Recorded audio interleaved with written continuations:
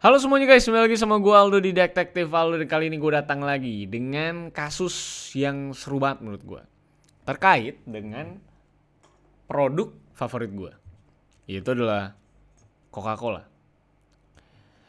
Kasus ini soal bagaimana Coca-Cola itu ternyata menjadi sebuah perusahaan yang agak merugikan beberapa penduduk di sebuah daerah di daerah Meksiko. Tentunya gue ngomongin Coca-Cola, tentunya tidak keseluruhan semua Coca-Cola, karena tentunya penyebaran atau yang namanya distribusi dari Coca-Cola itu sendiri di setiap negara itu dipegang oleh perusahaan yang berbeda-beda dengan kebijakannya yang juga berbeda-beda. Ada perusahaan yang juga tetap peduli dengan lingkungan di mana dia membangun pabrik untuk distribusinya, ada juga yang enggak dan merugikan penduduk setempat. Nah, jadi hari ini yang gue mau kasih tahu ke kalian adalah bagaimana sebuah perusahaan di Meksiko yang memegang lisensi untuk distribusi dan pengemasan Coca-Cola ini akhirnya merugikan penduduk di Meksiko, yang sampai merugikannya itu sampai kepada tahap bahwa penduduk tersebut itu tidak bisa minum air putih karena aksesnya nggak ada, dan setiap hari kerjanya minum Coca-Cola dan air soda lainnya karena memang tidak punya akses ke air putih. Nah, bagaimana konflik dan bagaimana sampai segitunya penduduk di situ nggak bisa dapetin air putih untuk diminum dan jadi minum Coca-Cola setiap hari, inilah dia kasusnya. Dan semoga gue kasih disclaimer di mana bukan Coca-Cola secara keseluruhan, tapi perusahaan tersebut yang memegang di Meksiko yang mendistribusikan Coca-Cola yang kayaknya agak sakit. Tapi mari kita mulai kasusnya, dan sebelum itu silahkan like, share, dan subscribe pastinya untuk support gue, dan silahkan join membership kalau mau support lebih jauh. Dan silahkan juga DM gue kasus yang menarik untuk bisa gue bahas di @rivaldosantosa, gue di Instagram, ada di Twitter. And let's begin the case, guys.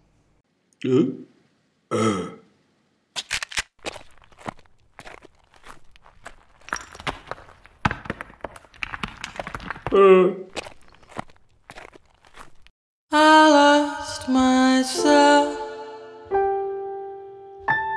I waited still. Oke, gue akan membahas soal krisis air minum yang dikarenakan pasokan air minum tersebut diambil oleh sebuah pabrik Coca-Cola atau perusahaan yang mendistribusikan Coca-Cola. Tepatnya di daerah San Cristobal de las Casas, Meksiko. Ada seorang wanita bernama Maria del Carmen Abadia. Itu mengeluhkan soal betapa sulitnya mereka dan penduduk lainnya itu mendapatkan air minum di kota di mana dia tinggal, yaitu di San Cristobal. Bahkan ironinya, San Cristobal sendiri itu adalah sebuah daerah yang sebenarnya paling sering didatangi hujan. Tapi pada kenyataannya, air minum yang keluar dari kerannya itu biasanya sudah mengandung terlalu banyak kandungan klorin yang membuat air tersebut itu jadi nggak bisa diminum. Sehingga mereka yang tinggal di daerah tersebut itu kesulitan untuk minum, dan air itu katanya hanya keluar itu 2 hari sekali saja. Lo bisa bayangin, kita tuh butuh banget air minum, dan di situ air minum atau air bersih itu hanya keluar 2 hari sekali doang. Dan yang mengalami kesulitan air minum ini bukan di daerah San Cristobal doang, tapi daerah lain yang berdekatan dengan San Cristobal itu juga mengalami hal yang sama, bahkan lebih parah.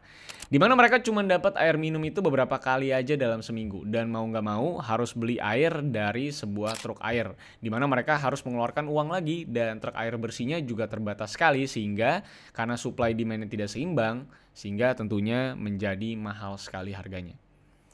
Nah, sehingga karena kesulitan mendapatkan air minum bersih, penduduk di San Cristobal dan beberapa daerah lainnya itu memutuskan mau nggak mau untuk mengkonsumsi atau meminum Coca-Cola yang diproduksi di sebuah pabrik pengemasan botol Coca-Cola di daerah San Cristobal untuk bisa menggantikan kebutuhan air minum sehari-hari.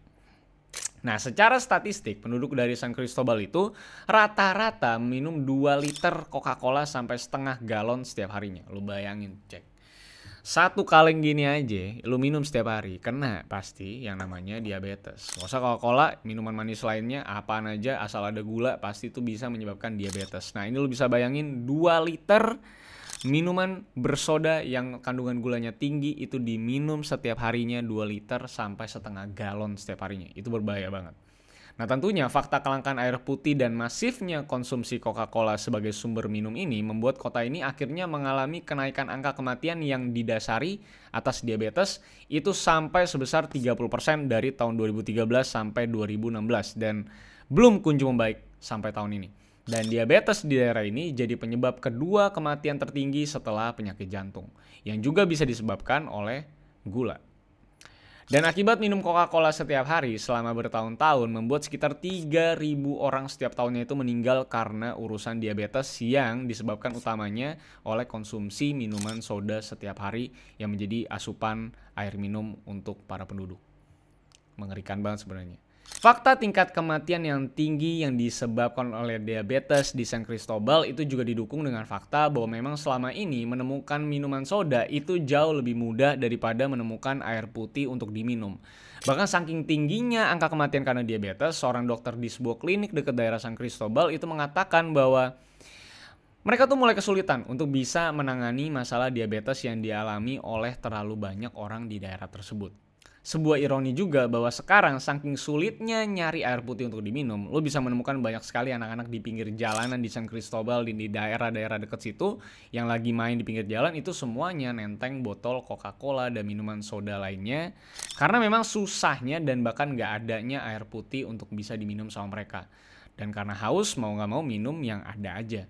Dan penyakit diabetes yang dialami oleh usia yang cukup dewasa sekarang itu tentunya akan terestafet ke anak-anak kecil dan akan menimbulkan efek berbahaya jangka panjang nantinya ke generasi selanjutnya. Bahkan kata salah satu saintis di sana itu bisa yang namanya menghapus generasi di daerah San Cristobal karena masalah diabetes berkepanjangan ini. Nah, yang menarik dari kasus ini, para penduduk di kota San Cristobal ini mempunyai sebuah kesimpulan atau asumsi gelap bahwa penyebab dari sulitnya akses air putih dan penyakit diabetes yang merajalela karena konsumsi minuman bersoda itu adalah tidak lain dan tidak bukan adalah pabrik pengemasan Coca-Cola dan minuman soda lainnya di sudut kota San Cristobal.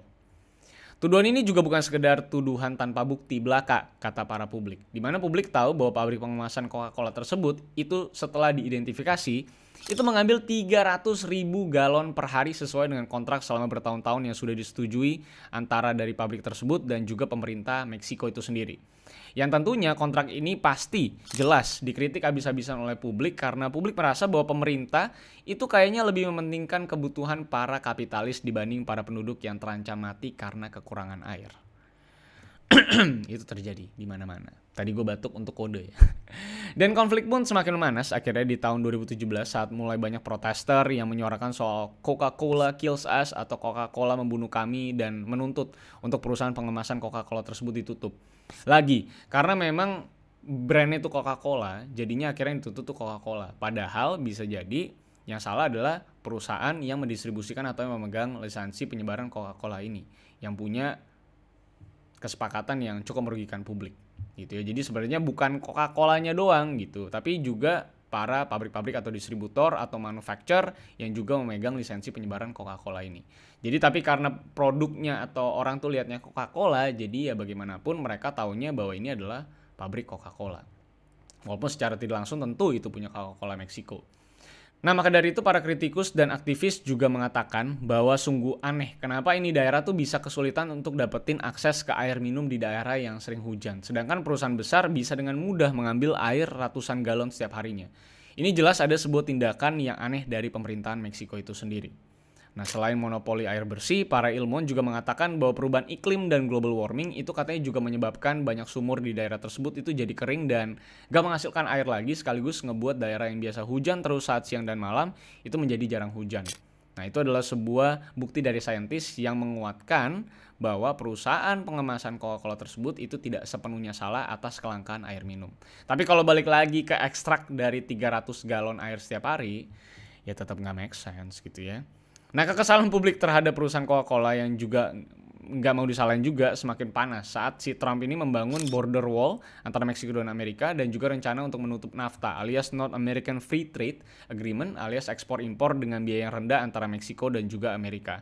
Nah, kasus dan rencana penutupan NAFTA ini ngebuat penduduk Meksiko juga secara keseluruhan itu jadi makin kesel sama Coca-Cola sendiri yang notabene adalah perusahaan besar asal Amerika. Nah, tentunya kasus-kasus ini atau isu-isu ini tentunya memperkeruh suasana antara si perusahaan Coca-Cola ini dan juga para penduduk di San Cristobal dan di daerah-daerah dekat San Cristobal yang ikut merasakan dampaknya.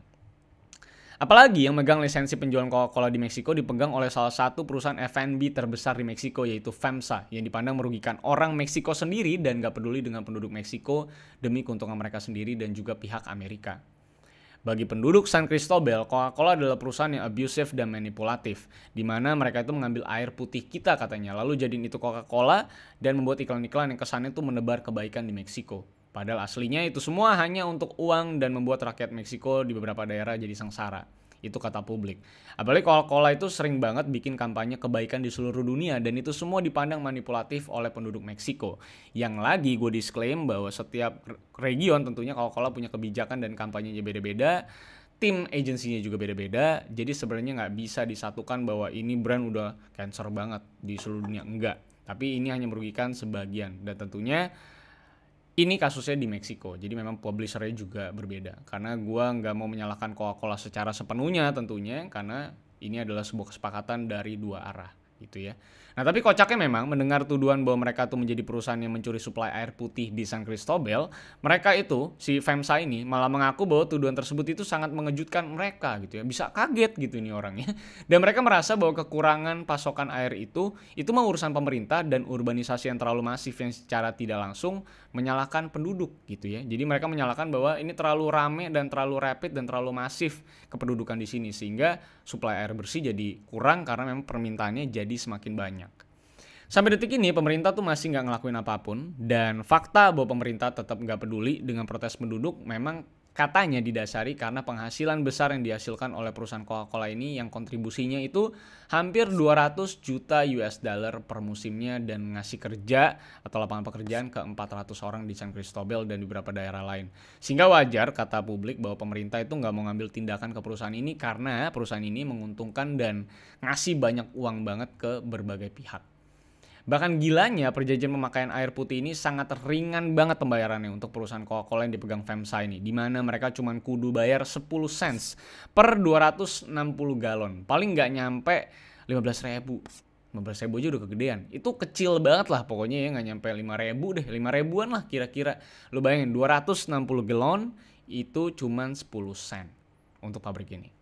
Dan perusahaan ini membayarkan fee yang kecil banget itu ke pemerintah pusat dan bukan ke pemerintah daerah. Sehingga penghasilannya bukan untuk ditujukan membangun daerah tersebut, tapi justru malah masuk ke daerah pusat. Yang penduduknya sama sekali tidak terdampak. Jadi ini sangat aneh sekali dan membuat publik itu semakin marah. Kenapa semua profit dari pabrik tersebut yang dibangun di San Cristobal tidak balik lagi ke pemerintahan daerah yang menaungi si San Cristobal dan membangun sesuatu untuk memperbaiki masalah ini dari profit yang dihasilkan oleh perusahaan tersebut. Nah selain itu kota ini juga jadi kena masalah manajemen limbah yang ngebuat air itu jadi sering tercemar E. coli dan berbagai bakteri berbahaya lainnya untuk para penduduk yang menggunakan air-air tersebut. Nah di tahun 2017 FEMSA juga sebenarnya berusaha untuk cuci tangan dan menebus kesalahan mereka dan menjawab protes publik dengan rencananya ingin membuat sebuah fasilitas pengolahan air untuk bisa menyediakan air minum kepada publik tepatnya ke 500 keluarga di daerah tersebut. Tapi rencana ini bukannya bikin kondisi makin adem, malah justru kondisinya semakin panas karena publik merasa bahwa penyediaan air putih dan air bersih untuk diminum itu adalah tugas wajib dari sebuah negara dan juga sebuah pemerintahan dan bukan tugas FEMSA yang dinilai oleh publik pada saat itu usaha ini untuk mencuci tangan dari dosa-dosa setelah ngebuat banyak orang yang akhirnya meninggal karena kebanyakan minum soda yang berakhir dengan diabetes dan meninggal. Nah kehadiran Coca-Cola di daerah tersebut juga memang sudah mendarah daging dari lebih 50 tahun yang lalu dan bahkan jadi sebuah budaya untuk beberapa bagian penduduk. Jadi memang yang konflik itu bukan hanya orang yang gak suka tapi yang suka pun juga punya konflik tersendiri dengan Coca-Cola dan memang punya ikatan tersendiri dengan minuman soda ini. Bahkan Coca-Cola sendiri saking mendalamnya dan mendarah dagingnya di daerah-daerah tersebut, itu Coca-Cola sendiri dijadikan sebuah minuman yang ada di beberapa perayaan suku pedalaman dan menjadi sebuah hal yang wajib untuk ada di sebuah perayaan. Bahkan bukan itu aja, beberapa populasi dari daerah-daerah yang berdekatan dengan pabrik Coca-Cola ini, itu ada juga yang menyembah Coca-Cola selayaknya Tuhan karena saking tidak terpisahkannya Coca-Cola dengan mereka sebagai penduduk di sana. Ya memang erat sekali hubungannya dengan produksi Coca-Cola dan Coca-Cola sebagai produk. Penyembahan Coca-Cola ini juga bukan tanpa alasan dan bukan cuman karena alasan oke nih gue tahu Coca-Cola dari dulu jadi gue sembah. Nggak gitu doang. Nah bagi yang percaya Coca-Cola itu dinilai bisa menyembuhkan mereka yang sakit. Bahkan ada satu kesaksian di mana seorang anak yang muntah-muntah dan juga kena diare itu berhasil sembuh karena sebuah upacara soda. Gokil nggak? Ada upacara soda. Bahkan upacara soda ini ini sudah diadakan dari 40 sampai 50 tahun yang lalu. Dan ironinya, yang sering memimpin upacara penyembuhan soda ini dipimpin oleh seorang yang ternyata sudah kena diabetes karena kebanyakan minum soda itu sendiri. Dan semua ini diawali karena memang kampanye besar-besaran oleh Coca-Cola dari tahun 60-an. Dan semua pergerakan masif, eratnya budaya Coca-Cola dan juga penduduk di sana, itu semua memang diawali dari kampanye besar-besaran oleh Coca-Cola dari tahun 60-an yang seringkali membuat iklan yang dilokalisasi sehingga lebih mudah diterima publik dan bahkan sampai berhasil untuk bisa dijadikan dewa penyembuh untuk sebagian orang yang memang masih kurang dari pendidikannya dan budaya turun-temurun. Sampai detik ini, tidak ada tindakan konkret dari pemerintah untuk menyuplai penduduk tersebut dengan air bersih dan justru malah menyalahkan banyak produk-produk lain yang menggunakan gula terlalu banyak dalam produk mereka sebagai penyebab dari tingginya penyakit diabetes di San Cristobal. Membuat sebuah kambing hitam baru lah ya.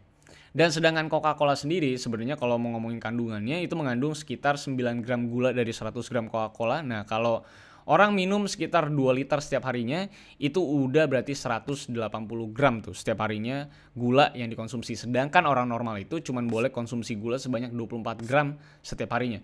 Itu baru yang namanya soda doang atau cola doang. Belum dihitung makanan yang mereka konsumsi yang pastinya mengandung gula juga. Jadi nggak heran tentunya semuanya jadi overconsume sugar sehingga akhirnya menyebabkan diabetes. Dan karena perawatannya juga kurang, akhirnya juga banyak yang meninggal karena penyakit ini.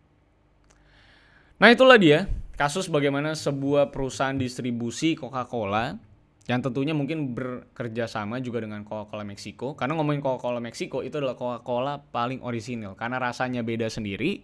Dan gue gak tahu sebenarnya di San Cristobal itu rasanya apakah beda juga. Tapi intinya Coca-Cola Meksiko itu punya yang namanya produk sendiri dibanding sama semua Coca-Cola worldwide.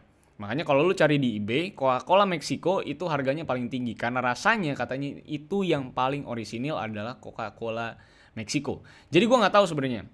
Gue belum riset lebih panjang apakah Coca-Cola Meksiko ini sekarang terkait dengan Coca-Cola US. Karena setahu gue itu sempat pecah. Dimana Coca-Cola Meksiko tuh bikin sendiri, Coca-Cola US itu yang bikin sendiri dan akhirnya distribute ke seluruh dunia. Makanya dari packagingnya juga berbeda. Nah makanya gue masih penasaran juga dan gue belum sempat riset lebih panjang apakah kedua perusahaan ini terkait. Tapi yang pasti yang menjadi kasus di kasus hari ini adalah memang bagaimana perusahaan Coca-Cola dan juga perusahaan yang memegang lisensi penyebaran atau pengemasan Coca-Cola di San Cristobal dan Meksiko ini akhirnya merugikan publik sampai lu bisa bayangin publik nggak bisa akses air putih karena air putihnya semua itu disedot sama si FEMSA untuk dijadikan Coca-Cola yang dilempar lagi ke publik dan diminum sama mereka untuk jadi sebuah konsumsi kebutuhan air minum. Lu bayangin seberapa sadisnya barang yang diambil dari publik dicetak warna hitam jadi Coca-Cola. Dikasih lagi ke publik, di mana publik harus bayar minuman tersebut yang lebih murah daripada air putih. That's how capitalists work. So itulah dia. Bisa dibilang mungkin aku tolol mungkin kali ini kan, karena lo bisa tahu bagaimana sebuah perusahaan itu ada tuh perusahaan-perusahaan yang memang mengerikan gitu ya.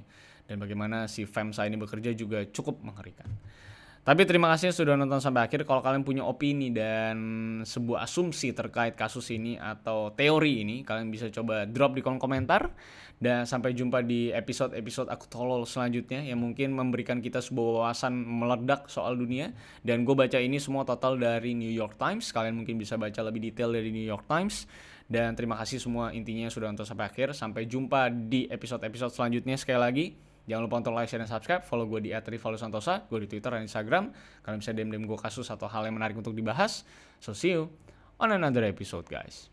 I lost myself.